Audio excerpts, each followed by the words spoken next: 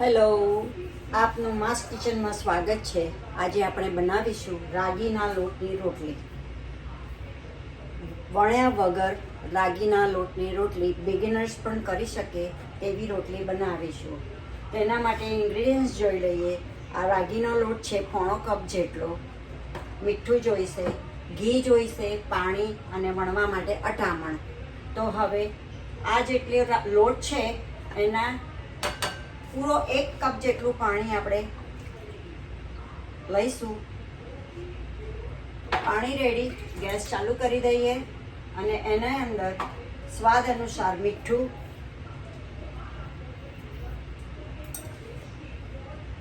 અને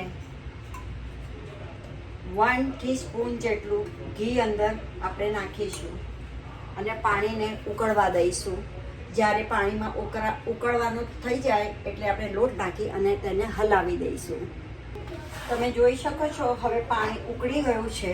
તો હવે એમાં ધીમે ધીમે કરી અને લોટ નાખી અને જેમ આપણે પાપડીનો લોટ હલાવીએ તેમ આ લોટને હલાવી નાખવાનો છે અને પછી એને ઢાંકણું ઢાંકી 15 મિનિટ સુધી સિજાવા દેવાનો છે.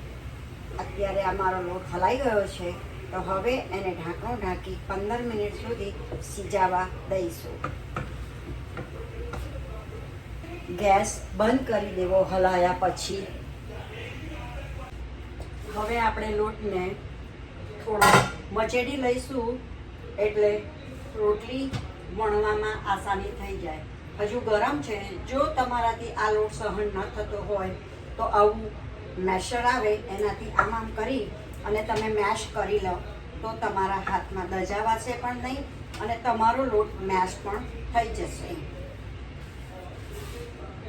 હવે આવા ચમચા વડે આને લઈ લેવો લોટ બધો ભેગો કરી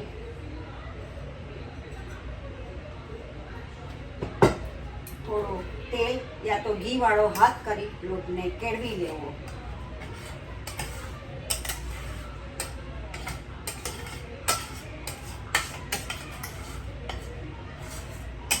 જુઓ છો પહેલા કરતા લોટ કેટલો સરસ મચેડાઈ ગયેલો છે. હું થોડું હાથમાં તેલ લઈ હાથને લોટને કેળવી લઉં છું. આટલા લોટમાંથી લગભગ 4 થી 5 રોટલી થશે. એટલે તમારે જે પ્રમાણે જોઈએ એ પ્રમાણે લોટ લેવો અને લોટને આગળ વધારવો.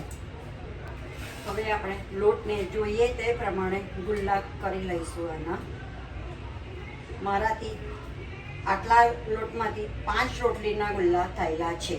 તો ચાલો હવે રોટલી વણવાની તૈયારીઓ કરીશું. લોડીને નોનસ્ટિક બને ત્યાં સુધી નોનસ્ટિક લોડી લેવી એટલા માટે કે છૂટે નહીં એટલે.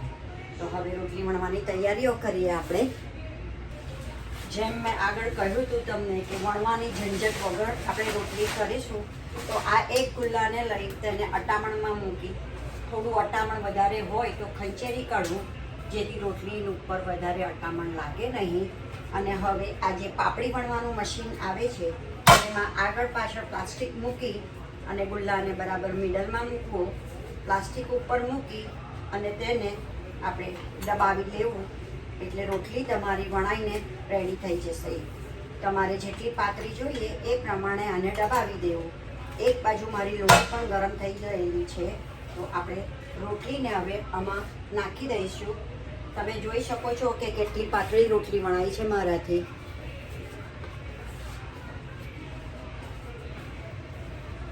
અને રોટલીને લોડીમાં નાખી દઈશું.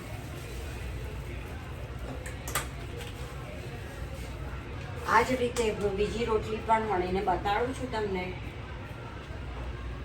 વધારાનું અટામણ ખંચેરી નાખીશું. આ રોટલી એક બાજુ થઈ જાય ત્યાર પછી બીજી બાજુ ફેરવવાની છે.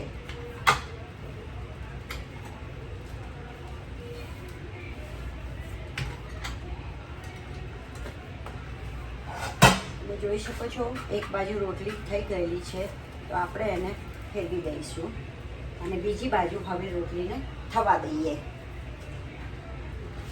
હવે આપણે રોટલીને બીજી બાજુ ફેરવી દઈશું અને એને તબેતાની મદદથી તમે જોઈ શકો છો ફૂલવા લાગી છે.